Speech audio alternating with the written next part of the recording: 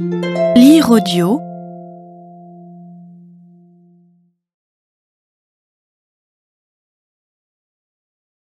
Le scarabée d'or d'Edgar Allan Poe.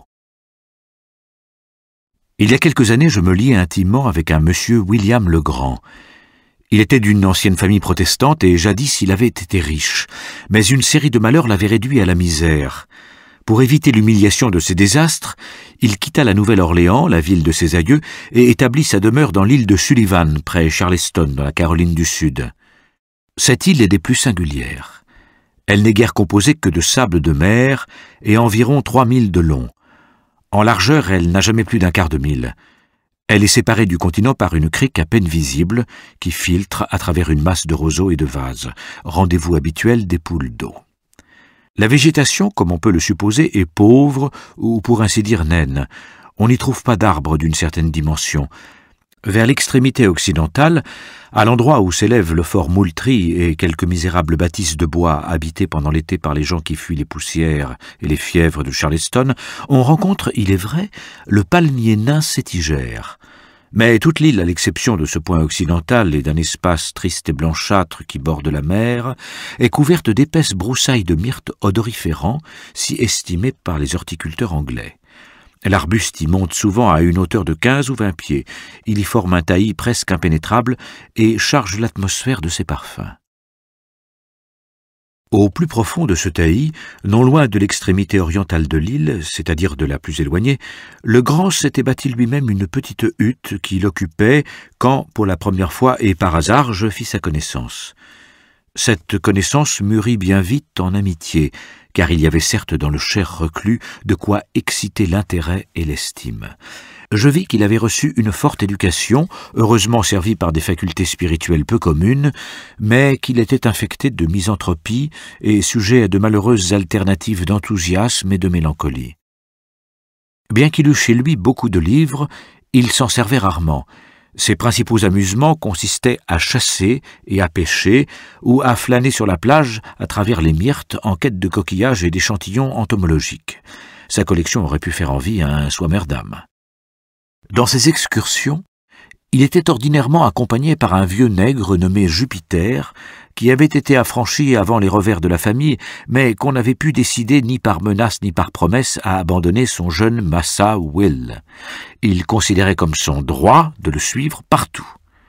Il n'est pas improbable que les parents de Legrand, jugeant que celui-ci avait la tête un peu dérangée, se soient appliqués à confirmer Jupiter dans son obstination, dans le but de mettre une espèce de gardien et de surveillant auprès du fugitif.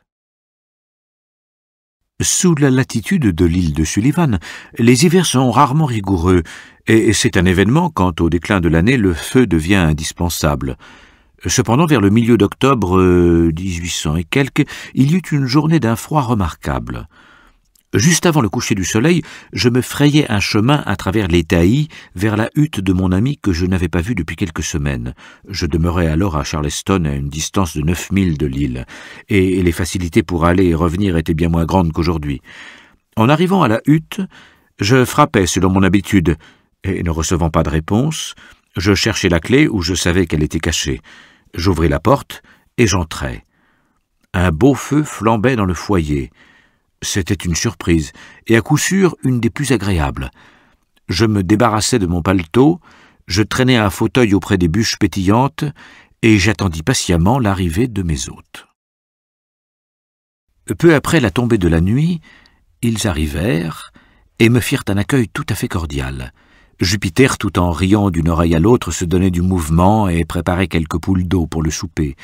Le Grand était dans une de ces crises d'enthousiasme, car de quel autre nom appeler cela? Il avait trouvé un bivalve inconnu, formant un genre nouveau, et mieux encore, il avait chassé et attrapé, avec l'assistance de Jupiter, un scarabée qu'il croyait tout à fait nouveau et sur lequel il désirait avoir mon opinion le lendemain matin. « Et pourquoi pas ce soir ?» demandai-je en me frottant les mains devant la flamme et en voyant mentalement au diable toute la race des scarabées. « Ah, si j'avais seulement su que vous étiez ici, dit le Grand, mais il y a si longtemps que je ne vous ai vu, et comment pouvais-je deviner que vous me rendriez visite justement cette nuit?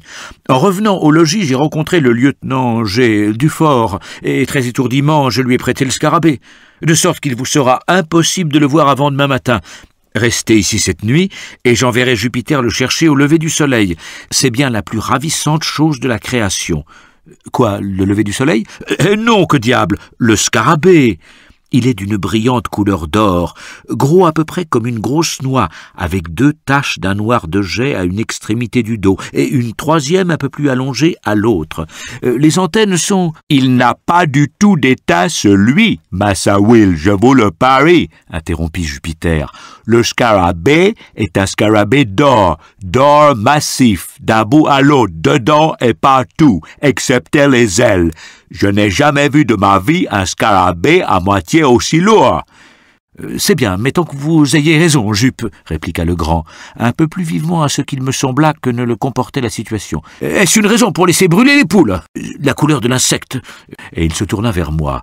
Suffirait en vérité à rendre plausible l'idée de Jupiter. Vous n'avez jamais vu un éclat métallique plus brillant que celui de ses élytres. Mais vous ne pourrez en juger que demain matin. En attendant, j'essaierai de vous donner une idée de sa forme. » Tout en parlant, il s'assit à une petite table sur laquelle il y avait une plume et de l'encre, mais pas de papier. Il chercha dans un tiroir, mais n'en trouva pas. « Ah, n'importe, dit-il à la fin, cela suffira !» Et il tira de la poche de son gilet quelque chose qui me fit l'effet d'un morceau de vieux vélin fort sale, et il fit dessus une espèce de croquis à la plume. Pendant ce temps, j'avais gardé ma place auprès du feu, car j'avais toujours très froid. Quand son dessin fut achevé, il me le passa sans se lever. Comme je le recevais de sa main, un fort grognement se fit entendre, suivi d'un grattement à la porte. Jupiter ouvrit, et un énorme Terre-Neuve, appartenant à Legrand, se précipita dans la chambre, sauta sur mes épaules et m'accabla de caresses, car je m'étais fort occupé de lui dans mes visites précédentes. Quand il eut fini ses gambades, je regardai le papier et, pour dire la vérité, je me trouvai passablement intrigué par le dessin de mon ami. « Oui, dis-je après l'avoir contemplé quelques minutes, c'est là un étrange scarabée, je le confesse. Il est nouveau pour moi. Je n'ai jamais rien vu d'approchant, à moins que ce ne soit un crâne ou une tête de mort à quoi il ressemble, plus qu'aucune autre chose qu'il m'ait jamais été donné d'examiner. »« Une tête de mort !» répéta Legrand. « Ah oui, il y a un peu de cela sur le papier, je comprends. Les 2 taches noires supérieures font les yeux, et la plus longue, qui est plus bas, figure une bouche, n'est-ce pas? D'ailleurs, la forme générale est ovale. » « C'est peut-être cela, dis-je, mais je crains, Legrand, que vous ne soyez pas très artiste. J'attendrai que j'aie vu la bête elle-même pour me faire une idée quelconque de sa physionomie. »« Fort bien. Je ne sais comment cela se fait, dit-il, un peu piqué. Je dessine assez joliment, ou du moins je le devrais, car j'ai eu de bons maîtres, et je me flatte de n'être pas tout à fait une brute. »« Mais alors, mon cher camarade, dis-je, vous plaisantez. Ceci est un crâne fort passable. Je puis même dire que c'est un crâne parfait, d'après toutes les idées reçues relativement à cette partie de l'ostéologie. Et votre scarabée serait le plus étrange de tous les scarabées du monde s'il ressemblait à ceci. Nous pourrions établir là-dessus quelques petites superstitions naissantes. Je présume que vous nommerez votre insecte Scarabeus caput hominis, ou quelque chose d'approchant. Il y a dans les livres d'histoire naturelle beaucoup d'appellations de ce genre. Mais où sont les antennes dont vous parliez ? Les antennes, dit Legrand, qui s'échauffait inexplicablement. Vous devez voir les antennes, j'en suis sûr. Je les ai faites aussi distinctes qu'elles le sont dans l'original, et je présume que cela est bien suffisant. À la bonne heure, dis-je. Mettons que vous les avez faites, toujours est-il vrai que je ne les vois pas. Et je lui tendis le papier, sans ajouter aucune remarque, ne voulant pas le pousser à bout, mais j'étais fort étonné de la tournure que l'affaire avait prise. Sa mauvaise humeur m'intriguait, et quant au croquis de l'insecte, il n'y avait positivement pas d'antenne visible, et l'ensemble ressemblait, à s'y méprendre, à l'image ordinaire d'une tête de mort. Il reprit son papier d'un air maussade, et il était au moment de le froisser, sans doute pour le jeter dans le feu, quand son regard étant tombé par hasard sur le dessin, toute son attention y parut enchaînée. En un instant, son visage devint d'un rouge intense, puis excessivement pâle. Pendant quelques minutes, sans bouger de sa place, il continua à examiner minutieusement le dessin. À la longue, il se leva, prit une chandelle sur la table et alla s'asseoir sur un coffre à l'autre extrémité de la chambre. Là, il recommença à examiner curieusement le papier, le tournant dans tous les sens. Néanmoins, il ne dit rien, et sa conduite me causait un étonnement extrême. Mais je jugeais prudent de n'exaspérer par aucun commentaire sa mauvaise humeur croissante. Enfin, il tira de la poche de son habit un portefeuille, y serra soigneusement le papier et déposa le tout dans un pupitre qu'il ferma à clé. Il revint dès lors à des allures plus calmes. Mais son premier enthousiasme avait totalement disparu. Il avait l'air plutôt concentré que boudeur. À mesure que la soirée s'avançait, il s'absorbait de plus en plus dans sa rêverie, et aucune de mes saillies ne put l'en arracher. Primitivement, j'avais eu l'intention de passer la nuit dans la cabane, comme j'avais déjà fait plus d'une fois, mais en voyant l'humeur de mon hôte, je jugeais plus convenable de prendre congé. Il ne fit aucun effort pour me retenir, mais quand je partis, il me serra la main avec une cordialité encore plus vive que de coutume. Un mois environ après cette aventure, et durant cet intervalle je n'avais pas entendu parler de Legrand, je reçus à Charleston une visite de son serviteur Jupiter. Je n'avais jamais vu le bon vieux nègre si complètement abattu, et je fus pris de la crainte qu'il ne fût arrivé à mon ami quelque sérieux malheur. « Eh bien, Jup, dis-je, quoi de neuf? Comment va ton maître? »« Dame, pour dire la vérité, massa, il ne va pas aussi bien qu'il devrait. »« Pas bien? Ah, vraiment, je suis navré d'apprendre cela, mais de quoi se plaint-il? » Ah, voilà la question. Il ne se plaint jamais de rien, mais il est tout de même bien malade. Bien malade, Jupiter? Et que ne disais-tu cela tout de suite? Est-il au lit? Non, il n'est pas au lit. Il n'est bien nulle part. Voilà justement où le soulier me blesse. J'ai l'esprit très inquiet au sujet du pauvre Massa Will. Jupiter, je voudrais bien comprendre quelque chose à tout ce que tu me racontes là. Tu dis que ton maître est malade. Ne t'a-t-il pas dit de quoi il souffre? Oh, Massa, c'est bien inutile de se creuser la tête. Massa Will dit qu'il n'a absolument rien. Mais alors, pourquoi donc s'en va-t-il de ça et de là, tout pensif, les regards sur son chemin, la tête basse, les épaules voûtées et pâle comme une oie? Et pourquoi donc fait-il toujours et toujours des chiffres? Il fait quoi, Jupiter? Il fait des chiffres avec des signes sur une ardoise. Les signes les plus bizarres que j'ai jamais vus. Je commence à avoir peur tout de même. Il faut que j'aie toujours un œil braqué sur lui, rien que sur lui. L'autre jour, il m'a échappé avant le lever du soleil et il a décampé pour toute la sainte journée. J'avais coupé un bon bâton exprès pour lui administrer une correction de tous les diables quand il reviendrait. Mais je suis si bête que je n'ai pas eu le courage. Il a l'air si malheureux. Ah, vraiment? Eh bien, après tout, je crois que tu as mieux fait d'être indulgent pour le pauvre garçon. Il ne faut pas lui donner le fouet, Jupiter. Il n'est peut-être pas en état de le supporter. Mais ne peux-tu pas te faire une idée de ce qui a occasionné cette maladie, ou plutôt ce changement de conduite? Lui est-il arrivé quelque chose de fâcheux depuis que je vous ai vu? Non, Massa, il n'est rien arrivé de fâcheux depuis lors, mais avant cela, oui, j'en ai peur. C'était le jour même que vous étiez là-bas. Comment? Que veux-tu dire? Massa, je veux parler du scarabée, voilà tout. Du quoi? Du scarabée. Je suis sûr que Massa Will a été mordu quelque part à la tête par ce scarabée d'or. Et quelle raison as-tu, Jupiter, pour faire une pareille supposition? Il a bien assez de pinces pour cela, Massa, et une bouche aussi. Je n'ai jamais vu un scarabée aussi endiablé. Il attrape et mord tout ce qu'il approche. Massa Will l'avait d'abord attrapé, mais il l'a bien vite lâché. Je vous assure, c'est alors sans doute qu'il a été mordu. La mine de ce scarabée et sa bouche ne me plaisent guère cette. Aussi, je ne voudrais pas le prendre avec mes doigts, mais je pris un morceau de papier et j'empoignai le scarabée dans le papier. Je l'enveloppais donc dans le papier avec un petit morceau de papier dans la bouche. Voilà comment je m'y pris. Et tu penses donc que ton maître a été réellement mordu par le scarabée et que cette morsure l'a rendu malade? Je ne pense rien du tout. Je le sais. Pourquoi donc rêve-t-il toujours d'or, si ce n'est parce qu'il a été mordu par le scarabée d'or? J'en ai déjà entendu parler de ces scarabées d'or. Mais comment sais-tu qu'il rêve d'or? Comment je le sais? Parce qu'il en parle, même en dormant. Voilà comment je le sais. Au fait, Jupiter, tu as peut-être raison, mais à quelle bienheureuse circonstance dois-je l'honneur de ta visite aujourd'hui? Que voulez-vous dire, Massa? M'apportes-tu un message de M. Legrand? Non, Massa, je vous apporte une lettre que voici. Et Jupiter me tendit un papier où je lus « Mon cher, Pourquoi donc ne vous ai-je pas vu depuis si longtemps? J'espère que vous n'avez pas été assez enfant pour vous formaliser d'une petite brusquerie de ma part, mais non, cela est pas trop improbable. Depuis que je vous ai vu, j'ai eu un grand sujet d'inquiétude. J'ai quelque chose à vous dire, mais à peine sais-je comment vous le dire. Sais-je même si je vous le dirais? Je n'ai pas été tout à fait bien depuis quelques jours, et le pauvre vieux Jupiter m'ennuie insupportablement par toutes ses bonnes intentions. Et attention, le croiriez-vous, il avait l'autre jour préparé un gros bâton à l'effet de me châtier, pour lui avoir échappé et avoir passé la journée seul au milieu des collines sur le continent. Je crois vraiment que ma mauvaise mine m'a seul sauvé de la bastonnade. Je n'ai rien ajouté à ma collection depuis que nous nous sommes vus. Revenez avec Jupiter si vous le pouvez, sans trop d'inconvénients. Venez, je désire vous voir ce soir pour affaire grave. Je vous assure que c'est de la plus haute importance.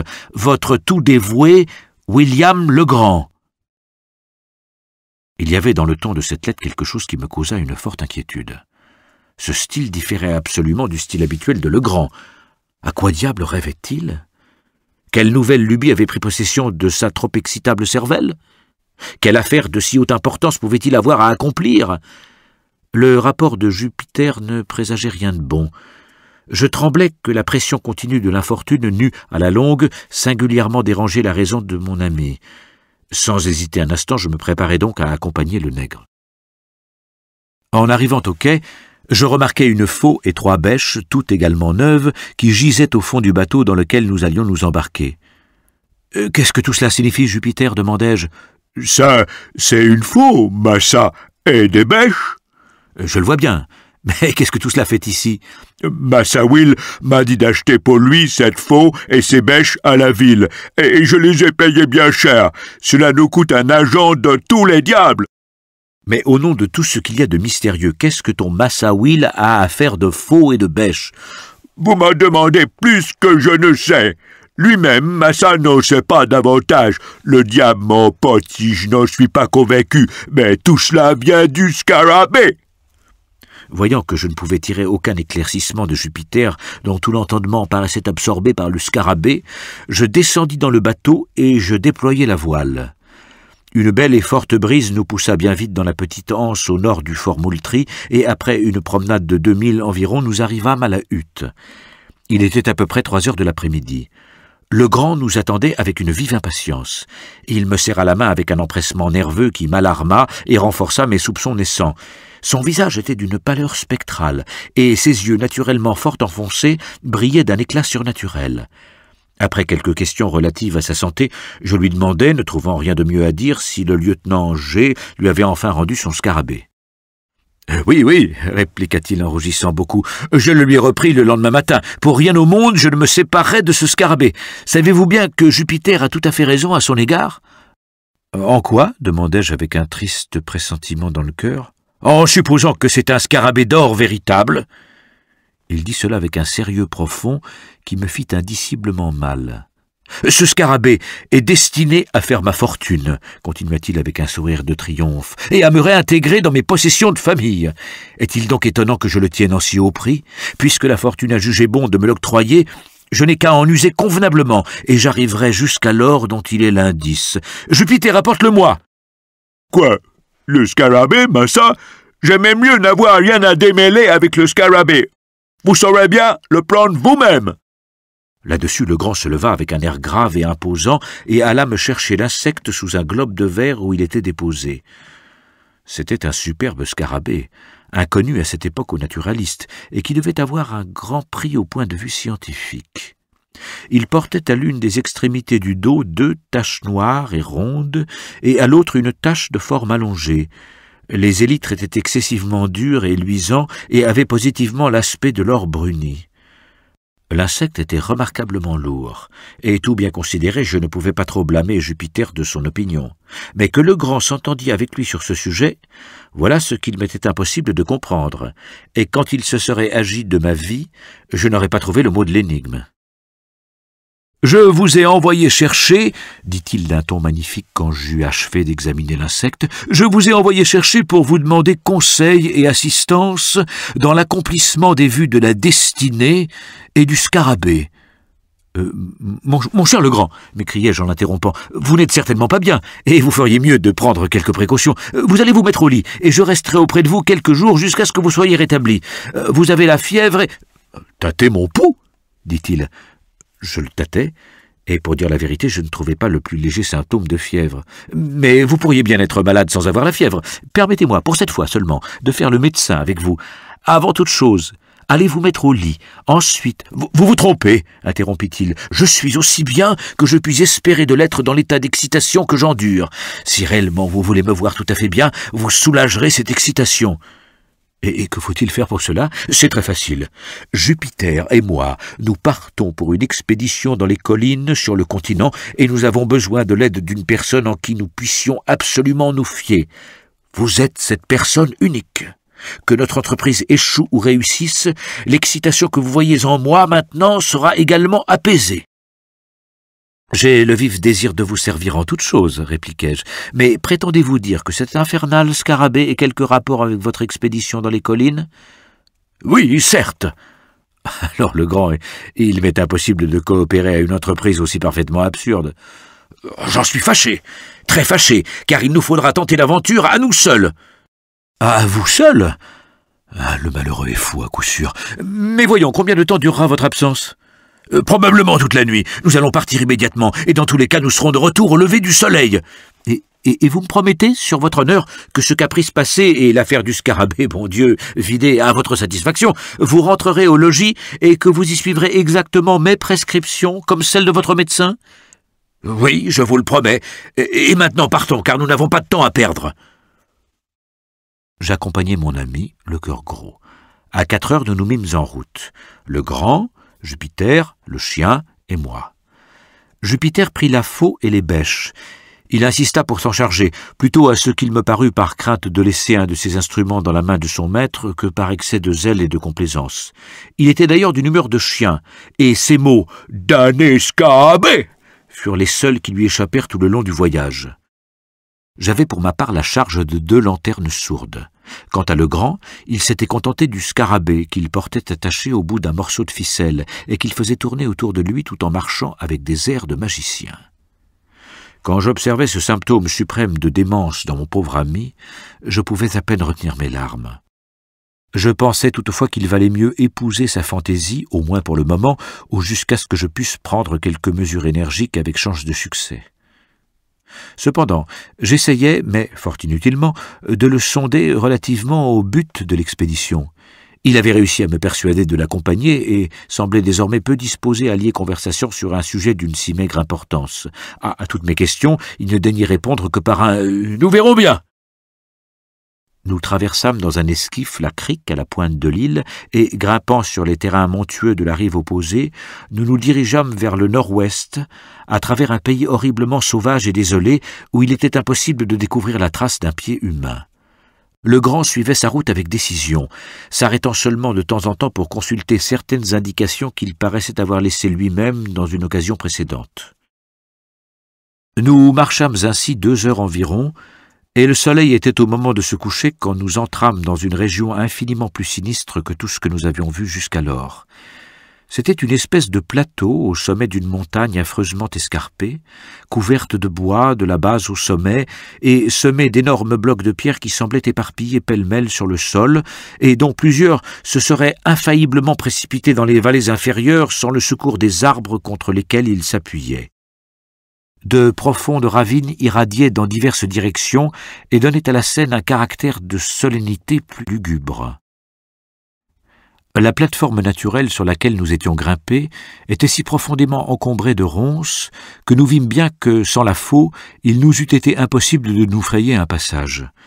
Jupiter, d'après les ordres de son maître, commença à nous éclaircir un chemin jusqu'au pied d'un tulipier gigantesque qui se dressait en compagnie de 8 ou 10 chênes sur la plateforme et les surpassait tous, ainsi que tous les arbres que j'avais vus jusqu'alors, par la beauté de sa forme et de son feuillage, par l'immense développement de son branchage et par la majesté générale de son aspect. Quand nous eûmes atteint cet arbre, Legrand se tourna vers Jupiter et lui demanda s'il se croyait capable d'y grimper. Le pauvre vieux parut légèrement étourdi par cette question et resta quelques instants sans répondre.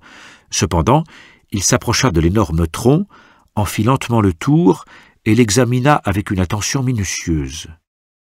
Quand il eut achevé son examen, il dit simplement « Oui, massa, Jup n'a pas vu d'arbre où il ne puisse grimper. » « Alors monte, allons, et rondement, car il fera bientôt trop noir pour voir ce que nous faisons. »« Jusqu'où faut-il monter, massa ?» demanda Jupiter. « Grimpe d'abord sur le tronc, et puis je te dirai quel chemin tu dois suivre. Ah, un instant, prends ce scarabée avec toi. »« Le scarabée, massa Will, le scarabée d'or !» cria le nègre reculant de frayant. « Pourquoi donc faut-il que je porte avec moi ce scarabée sur l'arbre, que je sois damné si je le fais ?»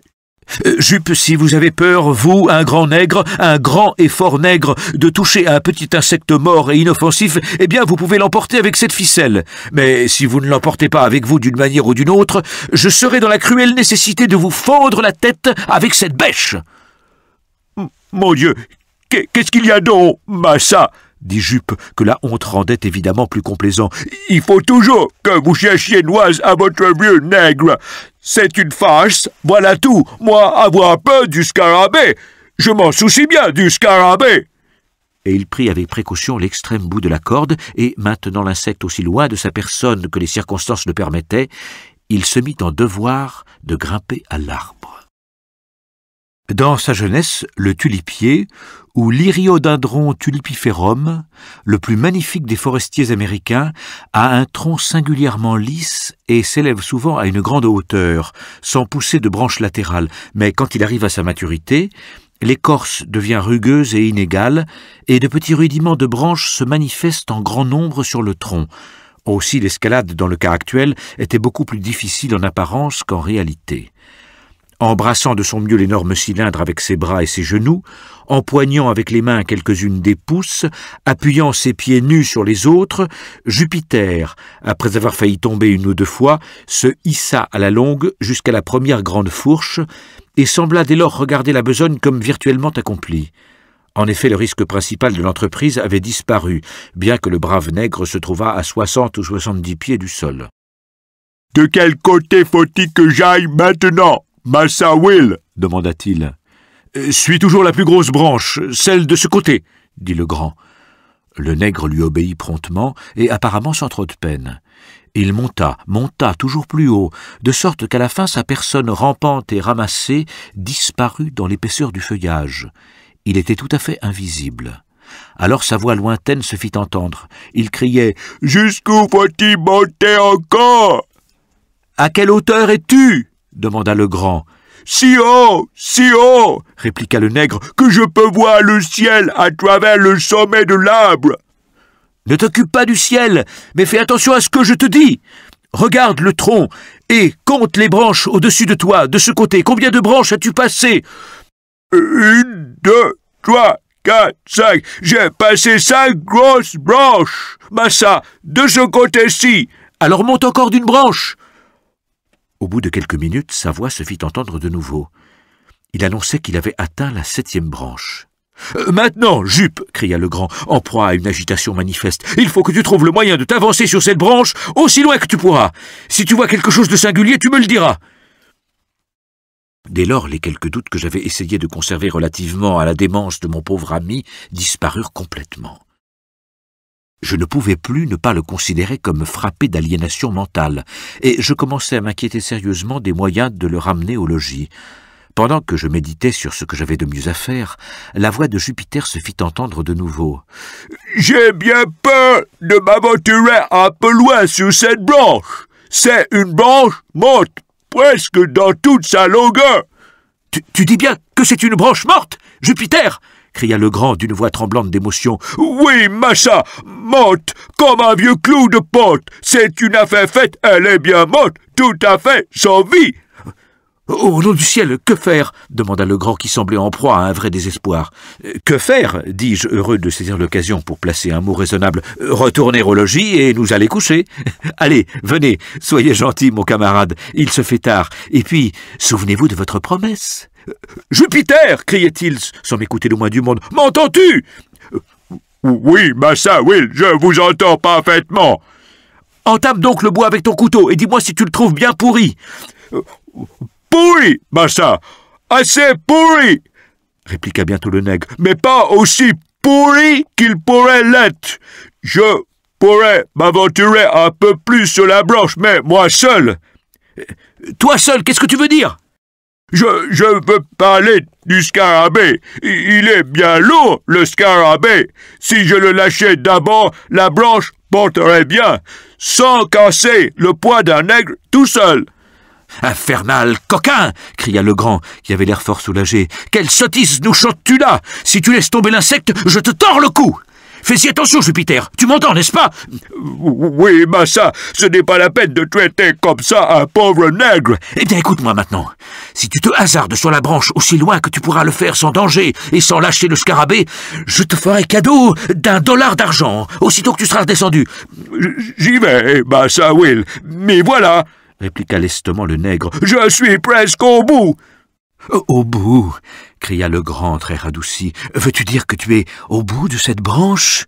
Je suis bientôt au bout, massa. Oh, Seigneur Dieu, miséricorde, qu'y a-t-il sur l'arbre? Eh bien, cria le grand au comble de la joie, qu'est-ce qu'il y a? Ce n'est qu'un crâne. Quelqu'un a laissé sa tête sur l'arbre et les corbeaux ont becqueté toute la viande. Un crâne, dis-tu? Ah, très bien. Comment est-il attaché à la branche? Qu'est-ce qui le retient? Oh, il tient bien, hein, mais il faut voir. C'est une drôle de chose, ma parole. Il y a un gros clou dans le crâne qui le retient à l'arbre. Bien. Maintenant, Jupiter, fais exactement ce que je vais te dire. Tu m'entends? Oui, massa. Fais bien attention. Trouve l'œil gauche du crâne. Oh, voilà qui est drôle. Il n'a pas d'œil gauche du tout. Maudite stupidité. Sais-tu distinguer ta main droite de ta main gauche? Oui, je sais tout cela. Ma main gauche est celle avec laquelle je fends le bois. Sans doute tu es gaucher, et ton œil gauche est du même côté que ta main gauche.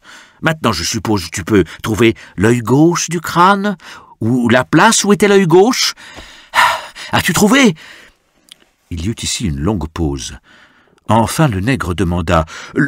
L'œil gauche du crâne est aussi du même côté que la main gauche du crâne, mais le crâne n'a pas de main du tout. Cela ne fait rien. J'ai trouvé l'œil gauche. Voilà l'œil gauche. Que faut-il faire maintenant? Laisse filer le scarabée à travers, aussi loin que la ficelle peut aller, mais prends bien garde de lâcher le bout de la corde. Voilà qui est fait, massa Will. C'était chose facile de faire passer le scarabée par le trou. Tenez, voyez-le descendre. Pendant tout ce dialogue, la personne de Jupiter était restée invisible, mais l'insecte qu'il laissait filer apparaissait maintenant au bout de la ficelle et brillait comme une boule d'or brunie au dernier rayon du soleil couchant, dont quelques-uns éclairaient encore faiblement l'éminence où nous étions placés. Le scarabée, en descendant, émergeait des branches, et si Jupiter l'avait laissé tomber, il serait tombé à nos pieds. Le grand prit immédiatement la faux et éclaircit un espace circulaire de 3 ou 4 yards de diamètre juste au-dessous de l'insecte, et ayant achevé cette besogne, ordonna à Jupiter de lâcher la corde et de descendre de l'arbre. Avec un soin scrupuleux, mon ami enfonça dans la terre une cheville, à l'endroit précis où le scarabée était tombé, et tira de sa poche un ruban à mesurer. Il l'attacha par un bout à l'endroit du tronc de l'arbre qui était le plus près de la cheville, le déroula jusqu'à la cheville et continua ainsi à le dérouler dans la direction donnée par ces 2 points, la cheville et le tronc, jusqu'à la distance de 50 pieds. Pendant ce temps, Jupiter nettoyait les ronces avec la faux. Au point ainsi trouvé, il enfonça une seconde cheville qu'il prit comme centre et autour duquel il décrivit grossièrement un cercle de 4 pieds de diamètre environ. Il s'empara alors d'une bêche, en donna une à Jupiter, une à moi, et nous pria de creuser aussi vivement que possible. Pour parler franchement, je n'avais jamais eu beaucoup de goût pour un pareil amusement, et dans le cas présent, je m'en serais bien volontiers passé, car la nuit s'avançait, et je me sentais passablement fatigué de l'exercice que j'avais déjà pris. Mais je ne voyais aucun moyen de m'y soustraire, et je tremblais de troubler par un refus la prodigieuse sérénité de mon pauvre ami. Si j'avais pu compter sur l'aide de Jupiter, je n'aurais pas hésité à ramener par la force notre fou chez lui. Mais je connaissais trop bien le caractère du vieux nègre pour espérer son assistance, dans le cas d'une lutte personnelle avec son maître et dans n'importe quelle circonstance. Je ne doutais pas que le grand n'eût le cerveau infecté de quelques-unes des innombrables superstitions du Sud relatives aux trésors enfouis, et que cette imagination n'eût été confirmée par la trouvaille du scarabée, ou peut-être même par l'obstination de Jupiter à soutenir que c'était un scarabée d'or véritable. Un esprit tourné à la folie pouvait bien se laisser entraîner par de pareilles suggestions, surtout quand elles s'accordaient avec ses idées favorites préconçues. Puis je me rappelais le discours du pauvre garçon relativement au scarabée, indice de sa fortune. Par-dessus tout, j'étais cruellement tourmenté et embarrassé. Mais enfin, je résolus de faire contre mauvaise fortune bon cœur et bêcher de bonne volonté pour convaincre mon visionnaire le plus tôt possible par une démonstration oculaire de l'inanité de ses rêveries. Nous allumâmes les lanternes et nous attaquâmes notre besogne avec un ensemble et un zèle dignes d'une cause plus rationnelle. Et comme la lumière tombait sur nos personnes et nos outils, je ne pus m'empêcher de songer que nous composions un groupe vraiment pittoresque, et que si quelques intimes étaient tombés par hasard au milieu de nous, nous leur serions apparus comme faisant une besogne bien étrange et bien suspecte. Nous creusâmes ferme 2 heures durant. Nous parions peu. Notre principal embarras était causé par les aboiements du chien qui prenait un intérêt excessif à nos travaux. À la longue, il devint tellement turbulent que nous craignîmes qu'il ne donnât l'alarme à quelques rôdeurs du voisinage, ou plutôt c'était la grande appréhension de Legrand, car pour mon compte je me serais réjoui de toute interruption qui m'aurait permis de ramener mon vagabond à la maison. À la fin, le vacarme fut étouffé grâce à Jupiter, qui, s'élançant hors du trou avec un air furieusement décidé, musela la gueule de l'animal avec une de ses bretelles, et puis retourna à sa tâche avec un petit rire de triomphe très grave. Les 2 heures écoulées, nous avions atteint une profondeur de 5 pieds, et aucun indice de trésor ne se montrait. Nous fîmes une pause générale, et je commençai à espérer que la farce touchait à sa fin. Cependant, le grand, quoique évidemment très déconcerté, s'essuya le front d'un air pensif et reprit sa bêche.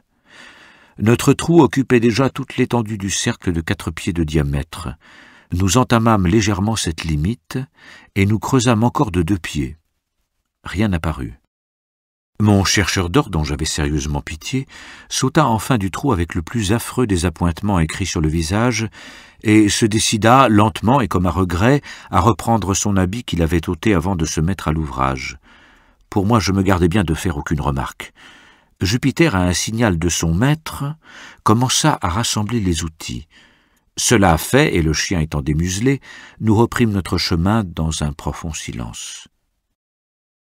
Nous avions peut-être fait une 12aine de pas, quand le grand, poussant un terrible juron, sauta sur Jupiter et l'empoigna au collet. Le nègre stupéfait ouvrit les yeux et la bouche dans toute leur ampleur, lâcha les bêches et tomba sur les genoux. « Scélérat !» criait le grand en faisant siffler les syllabes entre ses dents. « Infernal noir! Gredin de noir! Parle, te dis-je! Réponds-moi à l'instant, et surtout ne prévarique pas! Quel est ton œil gauche ?» Miséricorde, Massa Will, n'est-ce pas là? Pour sûr, mon œil gauche !» rugissait Jupiter épouvanté, plaçant sa main sur l'organe droit de la vision, et l'y maintenant avec l'opiniâtreté du désespoir, comme s'il eût craint que son maître ne voulût le lui arracher. « Je m'en doutais, je le savais bien !» « Ouah !» vociféra le grand en lâchant le nègre et en exécutant une série de gambades et de cabrioles, au grand étonnement de son domestique qui, en se relevant, promenait sans mot dire ses regards de son maître à moi et de moi à son maître. « Allons, il nous faut retourner !» dit celui-ci. « La partie n'est pas perdue !» Et il reprit son chemin vers le tulipier. « Jupiter !» dit-il quand nous fûmes arrivés au pied de l'arbre. « Viens ici ! Le crâne est-il cloué à la branche avec la face tournée à l'extérieur ou tournée contre la branche ?» La face est tournée à l'extérieur, Massa, de sorte que les corbeaux ont pu manger les yeux sans aucune peine. Bien. Alors, est-ce par cet œil-ci ou par celui-là que tu as fait couler le scarabée? Et le grand touchait alternativement les 2 yeux de Jupiter. Pas cet œil-ci, Massa, pas l'œil gauche, juste comme vous me l'aviez dit. Et c'était encore son œil droit qu'indiquait le pauvre nègre.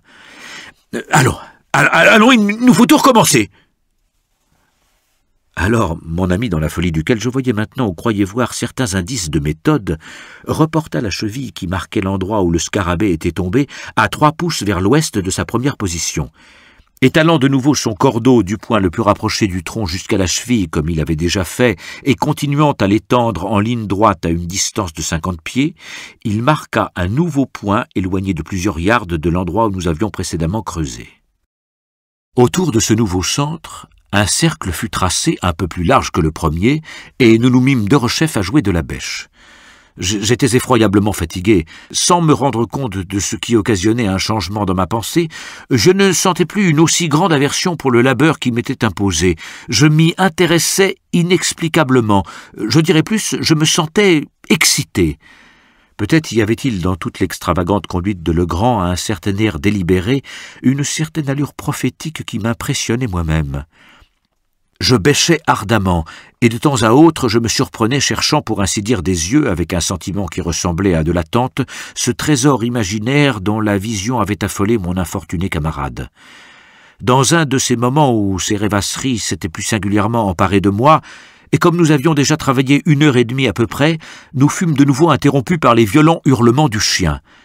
Son inquiétude dans le premier cas n'était évidemment que le résultat d'un caprice ou d'une gaieté folle, mais cette fois, elle prenait un ton plus violent et plus caractérisé.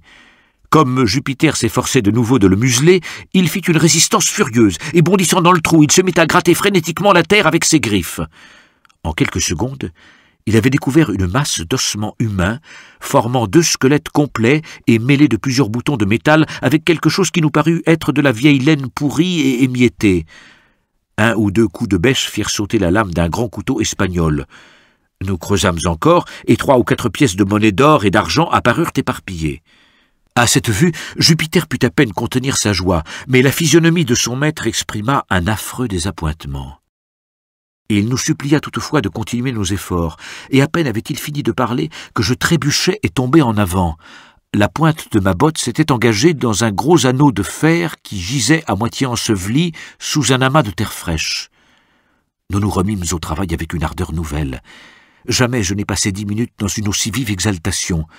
Durant cet intervalle, nous déterrâmes complètement un coffre de forme oblongue qui, à en juger par sa parfaite conservation et son étonnante dureté, avait été évidemment soumis à quelque procédé de minéralisation, peut-être au bichlorure de mercure. Ce coffre avait 3 pieds et demi de long, 3 de large et 2 et demi de profondeur. Il était solidement maintenu par des lames de fer forgé, rivées et formant tout autour une espèce de treillage. De chaque côté du coffre, près du couvercle, étaient 3 anneaux de fer, 6 en tout, au moyen desquels 6 personnes pouvaient s'en emparer. Tous nos efforts réunis ne réussirent qu'à le déranger légèrement de son lit. Nous vîmes tout de suite l'impossibilité d'emporter un si énorme poids. Par bonheur, le couvercle n'était retenu que par 2 verrous que nous fîmes glisser, tremblants et pantelants d'anxiété. En un instant, un trésor d'une valeur incalculable s'épanouit, étincelant, devant nous. Les rayons des lanternes tombaient dans la fosse et faisaient jaillir d'un amas confus d'or et de bijoux des éclairs et des splendeurs qui nous éclaboussaient positivement les yeux. Je n'essaierai pas de décrire les sentiments avec lesquels je contemplais ce trésor. La stupéfaction, comme on peut le supposer, dominait tous les autres. Legrand paraissait épuisé par son excitation même et ne prononça que quelques paroles.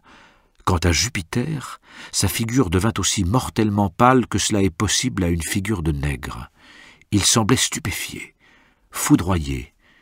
Bientôt il tomba sur ses genoux dans la fosse, et plongeant ses bras nus dans l'or jusqu'au coude, il les y laissa longtemps, comme s'il jouissait des voluptés d'un bain. Enfin, il s'écria avec un profond soupir, comme se parlant à lui-même. « Et tout cela vient du scarabée d'or, le joli scarabée d'or, le pauvre petit scarabée d'or que j'injuriais, que je calomniais. N'as-tu pas honte de toi, vilain nègre, hein? Qu'as-tu à répondre ?» Il fallut que je réveillasse, pour ainsi dire, le maître et le valet, et que je leur fisse comprendre qu'il y avait urgence à emporter le trésor. Il se faisait tard, et il nous fallait déployer quelque activité si nous voulions que tout fût en sûreté chez nous avant le jour. Nous ne savions quel parti prendre, et nous perdions beaucoup de temps en délibération, tant nous avions les idées en désordre. Finalement, nous allégeâmes le coffre en enlevant les 2 tiers de son contenu, et nous pûmes enfin, mais non sans peine encore, l'arracher de son trou. Les objets que nous en avions tirés furent déposés parmi les ronces et confiés à la garde du chien, à qui Jupiter enjoignit strictement de ne bouger sous aucun prétexte et de ne pas même ouvrir la bouche jusqu'à notre retour. Alors nous nous mîmes précipitamment en route avec le coffre. Nous atteignîmes la hutte sans accident, mais après une fatigue effroyable et à 1 heure du matin. Épuisés comme nous l'étions, nous ne pouvions immédiatement nous remettre à la besogne, c'eût été dépasser les forces de la nature. Nous nous reposâmes jusqu'à 2 heures, puis nous soupâmes. Enfin, nous nous remîmes en route pour les montagnes, munis de 3 gros sacs que nous trouvâmes par bonheur dans la hutte. Nous arrivâmes un peu avant 4 heures à notre fosse. Nous nous partageâmes aussi également que possible le reste du butin, et sans nous donner la peine de combler le trou, nous nous remîmes en marche vers notre case, où nous déposâmes pour la seconde fois nos précieux fardeaux, juste comme les premières bandes de l'aube apparaissaient à l'est, au-dessus de la cime des arbres. Nous étions absolument brisés, mais la profonde excitation actuelle nous refusa le repos. Après un sommeil inquiet de 3 ou 4 heures, nous nous levâmes, comme si nous nous étions concertés pour procéder à l'examen du trésor. Le coffre avait été rempli jusqu'au bord, et nous passâmes toute la journée et la plus grande partie de la nuit suivante à inventorier son contenu. On n'y avait mis aucune espèce d'ordre ni d'arrangement, tout y avait été empilé pêle-mêle. Quand nous eûmes fait soigneusement un classement général, nous nous trouvâmes en possession d'une fortune qui dépassait tout ce que nous avions supposé. Il y avait en espèces plus de 450 000 $, en estimant la valeur des pièces aussi rigoureusement que possible d'après les tables de l'époque. Dans tout cela, pas une parcelle d'argent. Tout était en or, de vieille date et d'une grande variété. Monnaie française, espagnole et allemande, quelques guinées anglaises et quelques jetons dont nous n'avions jamais vu aucun modèle. Il y avait aussi plusieurs pièces de monnaie, très grandes et très lourdes, mais si usées qu'il nous fut impossible de déchiffrer les inscriptions. Aucune monnaie américaine. Quant à l'estimation des bijoux, ce fut une affaire un peu plus difficile. Nous trouvâmes des diamants, dont quelques-uns très beaux et d'une grosseur singulière, en tout 110, dont pas un n'était petit, 18 rubis d'un éclat remarquable, 310 émeraudes toutes très belles, 21 saphirs et une opale. Toutes ces pierres avaient été arrachées de leurs montures et jetées pêle-mêle dans le coffre. Quant aux montures elles-mêmes, dont nous fîmes une catégorie distincte de l'autre or, elles paraissaient avoir été broyées à coups de marteau comme pour rendre toute reconnaissance impossible. Outre tout cela, il y avait une énorme quantité d'ornements en or massif, près de 200 bagues ou boucles d'oreilles massives, de belles chaînes au nombre de 30 si j'ai bonne mémoire, 83 crucifix très grands et très lourds, 5 encensoirs d'or d'un grand prix, un gigantesque bol à punch en or, orné de feuilles de vigne et de figures de bacchantes largement ciselées, 2 poignées d'épée merveilleusement travaillées et une foule d'autres articles plus petits et dont j'ai perdu le souvenir. Le poids de toutes ces valeurs dépassait 350 livres, et dans cette estimation, j'ai omis 197 montres d'or superbes, dont 3 valaient chacune 500 $. Plusieurs étaient très vieilles et sans aucune valeur, comme pièces d'horlogerie. Les mouvements avaient plus ou moins souffert de l'action corrosive de la terre, mais toutes étaient magnifiquement ornées de pierreries, et les boîtes étaient d'un grand prix. Nous évaluâmes cette nuit le contenu total du coffre à 1,5 million de $. Et lorsque plus tard nous disposâmes des bijoux et des pierreries, après en avoir gardé quelques-uns pour notre usage personnel, nous trouvâmes que nous avions singulièrement sous-évalué le trésor. Lorsque nous eûmes enfin terminé notre inventaire, et que notre terrible exaltation fut en grande partie apaisée, le grand, qui voyait que je mourais d'impatience de posséder la solution de cette prodigieuse énigme, entra dans un détail complet de toutes les circonstances qui s'y rapportaient. « Vous vous rappelez, dit-il, le soir où je vous fis passer la grossière esquisse que j'avais faite du scarabée. Vous vous souvenez aussi que je fus passablement choqué de votre insistance à me soutenir que mon dessin ressemblait à une tête de mort. La première fois que vous lâchâtes cette assertion, je crus que vous plaisantiez. Ensuite, je me rappelais les taches particulières sur le dos de l'insecte, et je reconnus en moi-même que votre remarque avait en somme quelque fondement. Toutefois, votre ironie à l'endroit de mes facultés graphiques m'irritait, car on me regarde comme un artiste fort passable.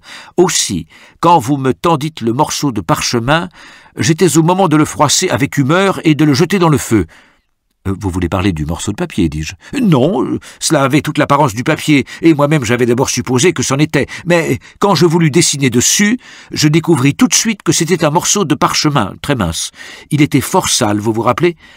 Au moment même où j'allais le chiffonner, mes yeux tombèrent sur le dessin que vous aviez regardé, et vous pouvez concevoir quel fut mon étonnement quand j'aperçus l'image positive d'une tête de mort à l'endroit même où j'avais cru dessiner un scarabée. Pendant un moment, je me sentis trop étourdi pour penser avec rectitude. Je savais que mon croquis différait de ce nouveau dessin par tous ses détails, bien qu'il y eût une certaine analogie dans le contour général. Je pris alors une chandelle et, m'asseyant à l'autre bout de la chambre, je procédai à une analyse plus attentive du parchemin.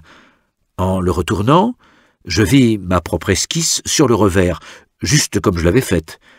Ma première impression fut simplement de la surprise. Il y avait une analogie réellement remarquable dans le contour, et c'était une coïncidence singulière que ce fait de l'image d'un crâne, inconnu à moi, occupant l'autre côté du parchemin immédiatement au-dessous de mon dessin du scarabée, et d'un crâne qui ressemblait si exactement à mon dessin, non seulement par le contour, mais aussi par la dimension. Je dis que la singularité de cette coïncidence me stupéfia positivement pour un instant. C'est l'effet ordinaire de ces sortes de coïncidences. L'esprit s'efforce d'établir un rapport, une liaison de cause à effet, et, se trouvant impuissant à y réussir, subit une espèce de paralysie momentanée. Mais, quand je revins de cette stupeur, je sentis luire en moi, par degrés, une conviction qui me frappa bien autrement encore que cette coïncidence.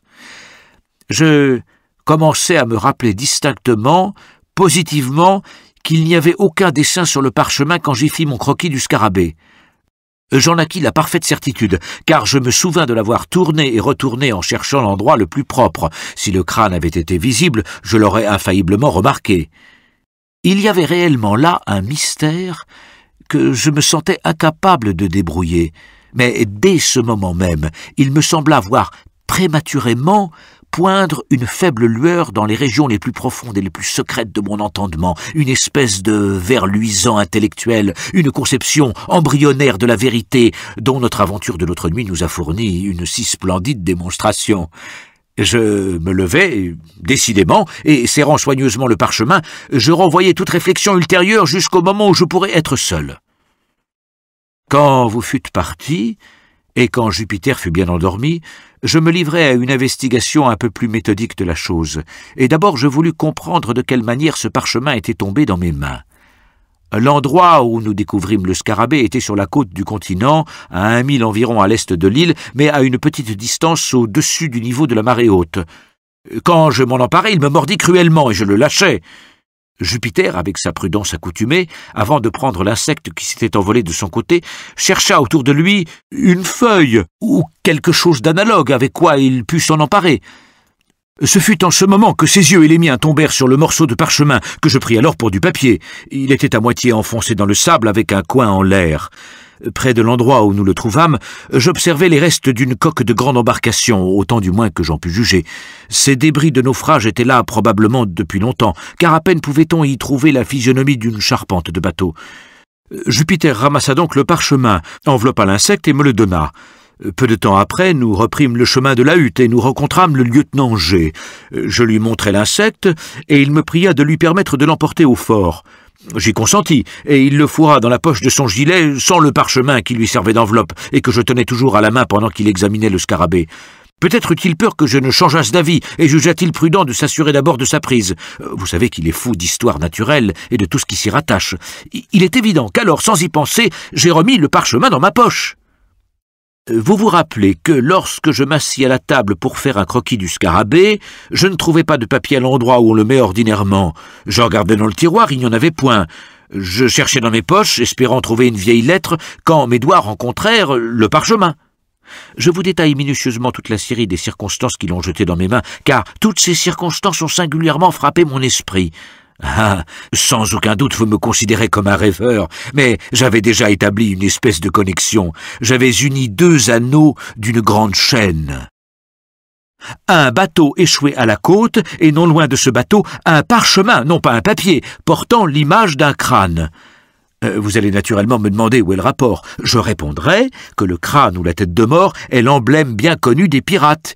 Ils ont toujours, dans tous leurs engagements, hissé le pavillon à tête de mort. Je vous ai dit que c'était un morceau de parchemin et non pas de papier. Le parchemin est une chose durable, presque impérissable. On confie rarement au parchemin des documents d'une minime importance, puisqu'il répond beaucoup moins bien que le papier aux besoins ordinaires de l'écriture et du dessin. Cette réflexion m'induisit à penser qu'il devait y avoir dans la tête de mort quelque rapport, quelque sens singulier. Je ne faillis pas non plus à remarquer la forme du parchemin. Bien que l'un des coins eût été détruit par quelque accident, on voyait bien que la forme primitive était oblongue. C'était donc une de ces bandes qu'on choisit pour écrire, pour consigner un document important, une note qu'on veut conserver longtemps et soigneusement. Mais, interrompis-je, vous dites que le crâne n'était pas sur le parchemin quand vous y dessinâtes le scarabée. Comment donc pouvez-vous établir un rapport entre le bateau et le crâne, puisque ce dernier, d'après votre propre aveu, a dû être dessiné, Dieu sait comment ou par qui, postérieurement à votre dessin du scarabée? Ah, c'est là-dessus que roule tout le mystère, bien que j'ai eu comparativement peu de peine à résoudre ce point de l'énigme. Ma marche était sûre et ne pouvait me conduire qu'à un seul résultat. Je raisonnais ainsi, par exemple, quand je dessinais mon scarabée, il n'y avait pas trace de crâne sur le parchemin. Quand j'eus fini mon dessin, je vous le fis passer, et je ne vous perdis pas de vue que vous ne me l'eussiez rendu. Conséquemment, ce n'était pas vous qui aviez dessiné le crâne, et il n'y avait là aucune autre personne pour le faire. Il n'avait donc pas été créé par l'action humaine, et cependant, il était là, sous mes yeux. Arrivé à ce point de mes réflexions, je m'appliquai à me rappeler, et je me rappelai en effet, et avec une parfaite exactitude, tous les incidents survenus dans l'intervalle en question. La température était froide. Oh, l'heureux, le rare accident. Et un bon feu flambait dans la cheminée. J'étais suffisamment réchauffé par l'exercice, et je m'assis près de la table. Vous, cependant, vous aviez tourné votre chaise tout près de la cheminée. Juste au moment où je vous mis le parchemin dans la main, et comme vous alliez l'examiner, Wolf, mon Terre-Neuve, entra et vous sauta sur les épaules. Vous le caressiez avec la main gauche, et vous cherchiez à l'écarter en laissant tomber nonchalamment votre main droite, celle qui tenait le parchemin, entre vos genoux et tout près du feu. Je crus un moment que la flamme allait l'atteindre, et j'allais vous dire de prendre garde, mais avant que j'eusse parlé, vous l'aviez retiré et vous vous étiez mis à l'examiner. Quand j'eus bien considéré toutes ces circonstances, je ne doutai pas un instant que la chaleur n'eût été l'agent qui avait fait apparaître sur le parchemin le crâne dont je voyais l'image. Vous savez bien qu'il y en a eu de tout temps, des préparations chimiques, au moyen desquelles on peut écrire sur du papier ou sur du vélin des caractères qui ne deviennent visibles que lorsqu'ils sont soumis à l'action du feu. On emploie quelquefois le safre digéré dans l'eau régale et délayé dans 4 fois son poids d'eau. Il en résulte une teinte verte. Le régule de cobalt dissous dans l'esprit de nitre donne une couleur rouge. Ces couleurs disparaissent plus ou moins longtemps après que la substance sur laquelle on a écrit s'est refroidie, mais reparaissent à volonté par application nouvelle de la chaleur. J'examinai alors la tête de mort avec le plus grand soin. Les contours extérieurs, c'est-à-dire les plus rapprochés du bord du vélin, étaient beaucoup plus distincts que les autres. Évidemment, l'action du calorique avait été imparfaite ou inégale. J'allumai immédiatement du feu et je soumis chaque partie du parchemin à une chaleur brûlante. D'abord, cela n'eut d'autre effet que de renforcer les lignes un peu pâles du crâne, mais en continuant l'expérience, je vis apparaître dans un coin de la bande, au coin diagonalement opposé à celui où était tracée la tête de mort, une figure que je supposais d'abord être celle d'une chèvre, mais un examen plus attentif me convainquit qu'on avait voulu représenter un chevreau. « Ah !» dis-je, « je n'ai certes pas le droit de me moquer de vous. $1,5 million de dollars, c'est chose trop sérieuse pour qu'on plaisante, mais vous n'allez pas ajouter un 3e anneau à votre chaîne. Vous ne trouverez aucun rapport spécial entre vos pirates et une chèvre. Les pirates, vous le savez, n'ont rien à faire avec les chèvres, cela regarde les fermiers. Mais je viens de vous dire que l'image n'était pas celle d'une chèvre. Bon, va pour un chevreau, c'est presque la même chose. Presque, mais pas tout à fait, dit le grand. Vous avez entendu parler peut-être d'un certain capitaine Kidd. Je considérais tout de suite la figure de cet animal comme une espèce de signature logographique ou hiéroglyphique. Kidd, chevreau. Je dis signature parce que la place qu'elle occupait sur le vélin suggérait naturellement cette idée. Quant à la tête de mort, placée au coin diagonalement opposé, elle avait l'air d'un sceau, d'une estampille. Mais je fus cruellement déconcerté par l'absence du reste, du corps même de mon document rêvé, du texte de mon contexte. Je présume que vous espériez trouver une lettre entre le timbre et la signature. Quelque chose comme cela. Le fait est que je me sentais comme irrésistiblement pénétré du pressentiment d'une immense bonne fortune imminente. Pourquoi je ne saurais trop le dire. Après tout, peut-être était-ce plutôt un désir qu'une croyance positive. Mais croiriez-vous que le dire absurde de Jupiter, que le scarabée était en or massif, a eu une influence remarquable sur mon imagination? Et puis, cette série d'accidents et de coïncidences était vraiment si extraordinaire. Avez-vous remarqué tout ce qu'il y a de fortuit là-dedans? Il a fallu que tous ces événements arrivassent le seul jour de toute l'année où il a pu faire assez froid pour nécessiter du feu. Et sans ce feu, et sans l'intervention du chien au moment précis où il apparut, je n'aurais jamais eu connaissance de la tête de mort et n'aurais jamais possédé ce trésor. Allez, je suis sur des charbons. Eh bien, vous avez donc connaissance d'une foule d'histoires qui courent, de 1000 rumeurs vagues relatives au trésor enfoui quelque part sur la côte de l'Atlantique par Kidd et ses associés. En somme, tous ces bruits devaient avoir quelque fondement, et si ces bruits duraient depuis si longtemps et avec tant de persistance, cela ne pouvait, selon moi, tenir qu'à un fait, c'est que le trésor enfoui était resté enfoui. Si Kidd avait caché son butin pendant un certain temps et l'avait ensuite repris, ces rumeurs ne seraient pas sans doute venues jusqu'à nous sous leur forme actuelle et invariable. Remarquez que les histoires en question roulent toujours sur des chercheurs et jamais sur des trouveurs de trésors. Si le pirate avait repris son argent, l'affaire en serait restée là.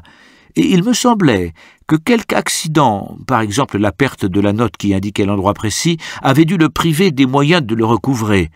Je supposais que cet accident était arrivé à la connaissance de ses compagnons, qui autrement n'auraient jamais su qu'un trésor avait été enfoui, et qui, par leurs recherches infructueuses, sans guide et sans note positive, avaient donné naissance à cette rumeur universelle et à ces légendes aujourd'hui si communes. Avez-vous jamais entendu parler d'un trésor important qu'on aurait déterré sur la côte? Jamais. Or, il est notoire que Kidd avait accumulé d'immenses richesses. Je considérais donc comme chose sûre que la terre les gardait encore. Et vous ne vous étonnerez pas quand je vous dirai que je sentais en moi une espérance qui montait presque jusqu'à la certitude, c'est que le parchemin, si singulièrement trouvé, contiendrait l'indication disparue du lieu où avait été fait le dépôt. Mais comment avez-vous fait? J'exposai de nouveau le vélin au feu, après avoir augmenté la chaleur. Mais rien ne parut. Je pensais que la couche de crasse pouvait bien être pour quelque chose dans cet insuccès. Aussi, je nettoyai soigneusement le parchemin en versant de l'eau chaude dessus, puis je le plaçai dans une casserole de fer blanc, le crâne en dessous, et je posai la casserole sur un réchaud de charbon allumé. Au bout de quelques minutes, la casserole étant parfaitement chauffée, je retirai la bande de vélin. Et je m'aperçus, avec une joie inexprimable, qu'elle était moustée en plusieurs endroits de signes qui ressemblaient à des chiffres rangés en lignes. Je replaçai la chose dans la casserole et l'y laissai encore une minute, et quand je la retirai, elle était juste comme vous allez la voir. Ici le grand, ayant de nouveau chauffé le vélin, le soumit à mon examen. Les caractères apparaissaient en rouge, grossièrement tracés entre la tête de mort et le chevreau, entre autres des chiffres, point-virgule, croix, astérix, signe plus. « Mais, dis-je en lui tendant la bande de vélin, je n'y vois pas plus clair. Si tous les trésors de Golconde devaient être pour moi le prix de la solution de cette énigme, je serais parfaitement sûr de ne pas les gagner. Et cependant, dit le grand, la solution n'est certainement pas aussi difficile qu'on se l'imaginerait au premier coup d'œil. Ces caractères, comme chacun pourrait le deviner facilement, forment un chiffre, c'est-à-dire qu'ils présentent un sens. Mais d'après ce que nous savons de Kidd, je ne devrais pas le supposer capable de fabriquer un échantillon de cryptographie bien abstruse.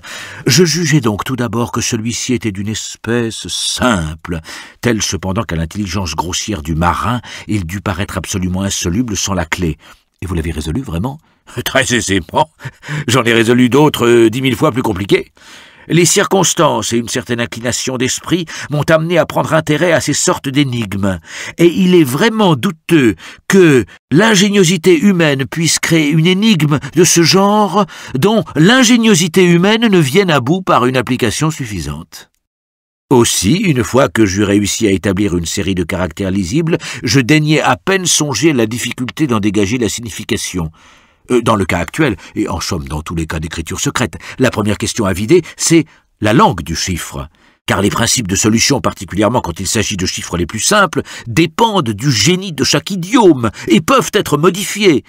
En général, il n'y a pas d'autre moyen que d'essayer successivement, en se dirigeant suivant les probabilités, toutes les langues qui vous sont connues, jusqu'à ce que vous ayez trouvé la bonne.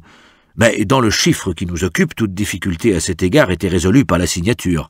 Le rébus sur le mot « kid » n'est possible que dans la langue anglaise. Sans cette circonstance, j'aurais commencé mes essais par l'espagnol et le français, comme étant les langues dans lesquelles un pirate des mers espagnoles aurait dû le plus naturellement enfermer un secret de cette nature. Mais dans le cas actuel, je présumais que le cryptogramme était anglais.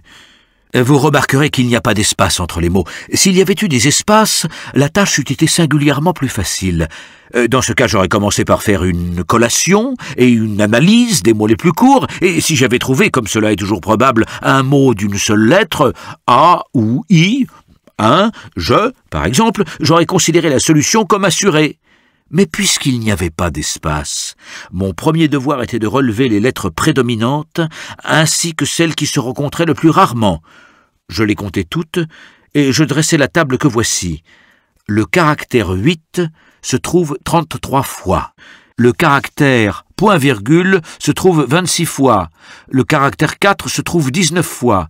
La croix se trouve 16 fois, le caractère astérisque se trouve 13 fois, le caractère 5 se trouve 12 fois, le caractère 6 se trouve 11 fois, le signe plus et 1 se trouve 8 fois, le caractère 0 se trouve 6 fois, le 9 et 2 se trouve 5 fois, le 2 points et le 3 se trouve 4 fois, le caractère point d'interrogation se trouve 3 fois, un autre caractère se trouve 2 fois, le tiret se trouve 1 fois.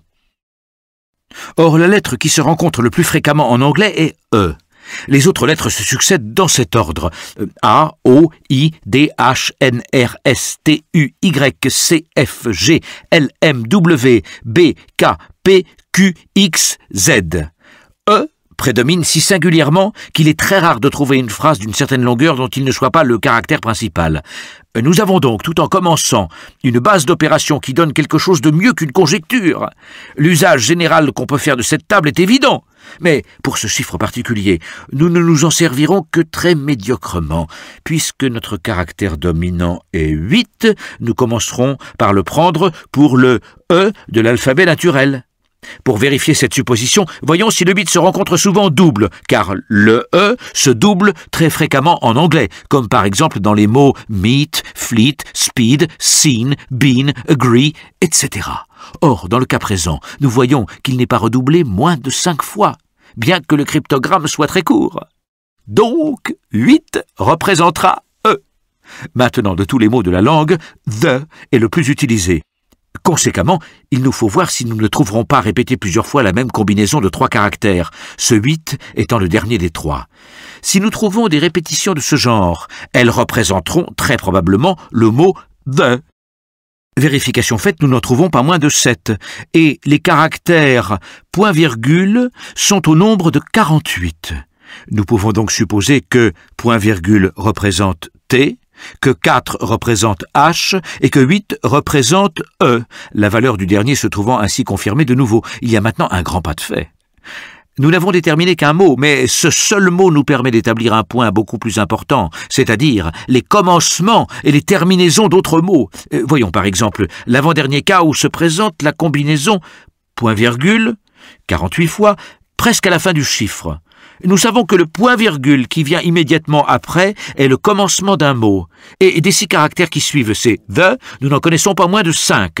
Remplaçons donc ces caractères par les lettres qu'ils représentent, en laissant un espace pour l'inconnu. Teeth.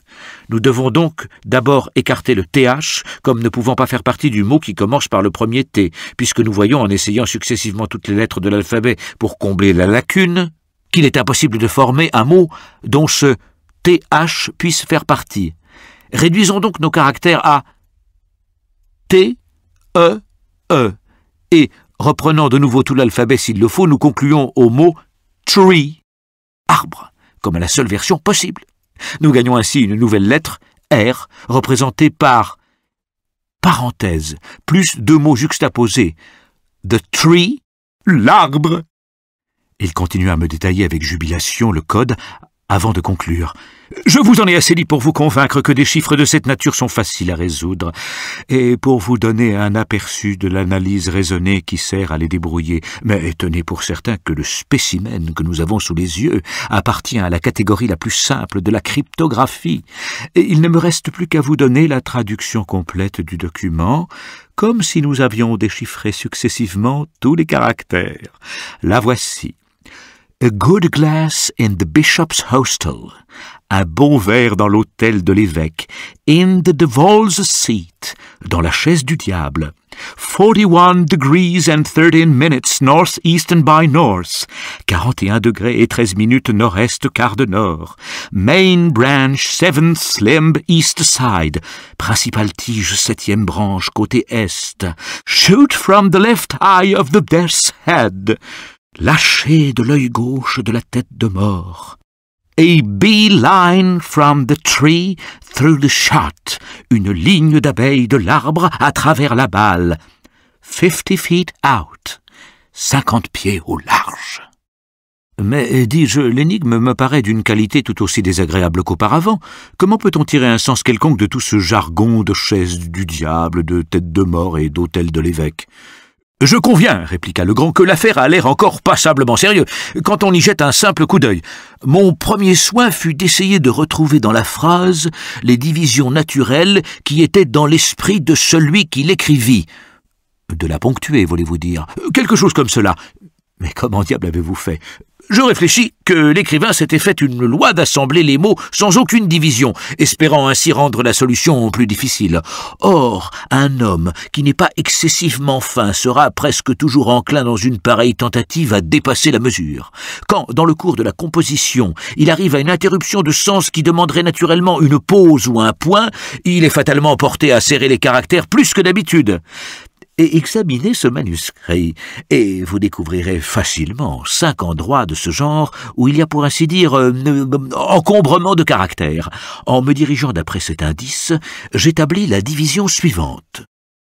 A good glass in the bishop's hotel in the devil's seat. Un bon verre dans l'hôtel de l'évêque dans la chaise du diable. 41 degrees and 13 minutes. 41 degrés et 13 minutes. North-eastern by north. Nord-est, quart de nord. Main branch, 7th limb, east side. Principale tige, 7e branche, côté est. Shoot from the left eye of the death's head.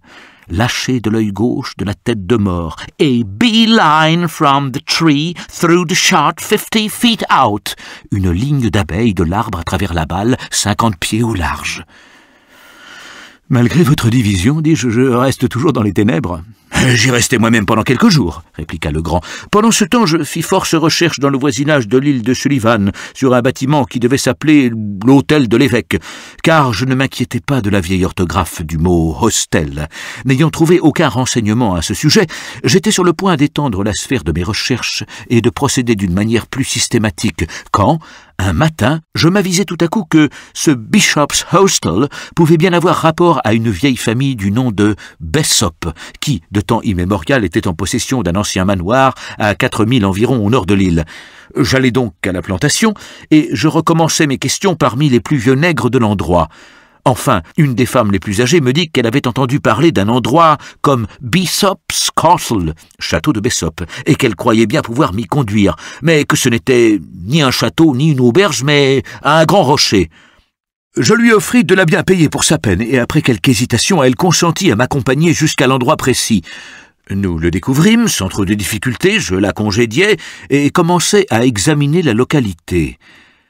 Le château consistait en un assemblage irrégulier de pics et de rochers, dont l'un était aussi remarquable par sa hauteur que par son isolement et sa configuration quasi artificielle. Je grimpai au sommet, et là je me sentis fort embarrassé de ce que j'avais désormais à faire. Pendant que j'y rêvais, mes yeux tombèrent sur une étroite saillie dans la face orientale du rocher, à 1 yard environ au-dessous de la pointe où j'étais placé. Cette saillie se projetait de 18 pouces à peu près et n'avait guère plus d'1 pied de large. Une niche creusée dans le pic juste au-dessus lui donnait une grossière ressemblance avec les chaises à dos concave dont se servaient nos ancêtres. Je ne doutais pas que ce ne fût la chaise du diable dont il était fait mention dans le manuscrit, et il me sembla que je tenais désormais tout le secret de l'énigme. Le bon vers, je le savais, ne pouvait pas désigner autre chose qu'une longue vue, car nos marins emploient rarement le mot « glace » dans un autre sens. Je compris tout de suite qu'il fallait, ici, se servir d'une longue vue en se plaçant à un point de vue défini et n'admettant aucune variation. Or, les phrases « 41 degrés et 13 minutes » et « nord-est quart de nord », je n'hésitais pas un instant à le croire, devaient donner la direction pour pointer la longue vue. Fortement remué par toutes ces découvertes, je me précipitai chez moi, je me procurai une longue vue et je retournai au rocher. Je me laissai glisser sur la corniche, et je m'aperçus qu'on ne pouvait s'y tenir assis que dans une certaine position. Ce fait confirma ma conjecture. Je pensai alors à me servir de la longue vue. Naturellement, les 41 degrés et 13 minutes ne pouvaient avoir trait qu'à l'élévation au-dessus de l'horizon sensible, puisque la direction horizontale était clairement indiquée par les mots « nord-est, quart de nord ». J'établis cette direction au moyen d'une boussole de poche, puis, pointant aussi juste que possible, par approximation, ma longue vue à un angle de 41 degrés d'élévation, je la fis mouvoir avec précaution, de haut en bas et de bas en haut, jusqu'à ce que mon attention fût arrêtée par une espèce de trou circulaire ou de lucarne dans le feuillage d'un grand arbre qui dominait tous ses voisins dans l'étendue visible. Au centre de ce trou, j'aperçus un point blanc, mais je ne pus pas tout d'abord distinguer ce que c'était. Après avoir ajusté le foyer de ma longue vue, je regardai de nouveau et je m'assurai enfin que c'était un crâne humain. Après cette découverte qui me combla de confiance, je considérai l'énigme comme résolue, car la phrase « principale tige, 7e branche, côté est » ne pouvait avoir trait qu'à la position du crâne sur l'arbre, et celle-ci, lâchée de l'œil gauche de la tête de mort, n'admettait aussi qu'une interprétation, puisqu'il s'agissait de la recherche d'un trésor enfoui. Je compris qu'il fallait laisser tomber une balle de l'œil gauche du crâne et qu'une ligne d'abeille, ou en d'autres termes une ligne droite, partant du point le plus rapproché du tronc et s'étendant à travers la balle, c'est-à-dire à travers le point où tomberait la balle, indiquerait l'endroit précis. Et sous cet endroit, je jugeais qu'il était pour le moins impossible qu'un dépôt précieux fût encore enfoui. Tout cela, dis-je, est excessivement clair, et tout à la fois ingénieux, simple et explicite. Et quand vous eûtes quitté l'hôtel de l'évêque, que fîtes-vous? Mais, ayant soigneusement noté mon arbre, sa forme et sa position, je retournai chez moi. À peine eus-je quitté la chaise du diable que le trou circulaire disparut, et de quelque côté que je me tournasse, il me fut désormais impossible de l'apercevoir. Ce qui me paraît le chef-d'œuvre de l'ingéniosité dans toute cette affaire, c'est ce fait. Car j'ai répété l'expérience et me suis convaincu que c'est un fait, que l'ouverture circulaire en question n'est visible que d'un seul point, et cet unique point de vue, c'est l'étroite corniche sur le flanc du rocher. Dans cette expédition à l'hôtel de l'évêque, j'avais été suivi par Jupiter, qui observait sans doute depuis quelques semaines mon air préoccupé et mettait un soin particulier à ne pas me laisser seul. Mais le jour suivant, je me levai de très grand matin, je réussis à lui échapper et je courus dans les montagnes à la recherche de mon arbre. J'eus beaucoup de peine à le trouver. Quand je revins chez moi à la nuit, mon domestique se disposait à me donner la bastonnade. Quant au reste de l'aventure, vous êtes, je présume, aussi bien renseigné que moi.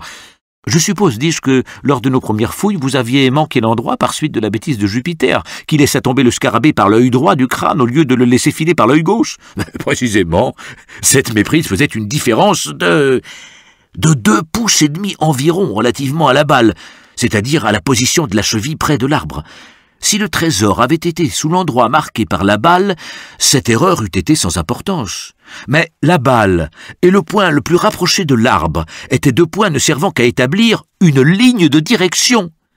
Naturellement, l'erreur fort minime au commencement augmentait en proportion de la longueur de la ligne, et quand nous fûmes arrivés à une distance de 50 pieds, elle nous avait totalement dévoyés.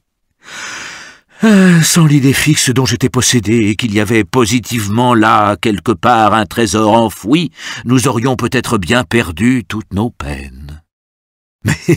Mais votre emphase, vos attitudes solennelles en balançant le scarabée, quelle bizarrerie! Je vous croyais positivement fou. Et pourquoi avez-vous absolument voulu laisser tomber du crâne votre insecte au lieu d'une balle? Ah, ma foi, pour être franc, je vous avouerai que je me sentais quelque peu vexé par vos soupçons relativement à l'état de mon esprit, et je résolus de vous punir tranquillement, à ma manière, par un petit brin de mystification froide.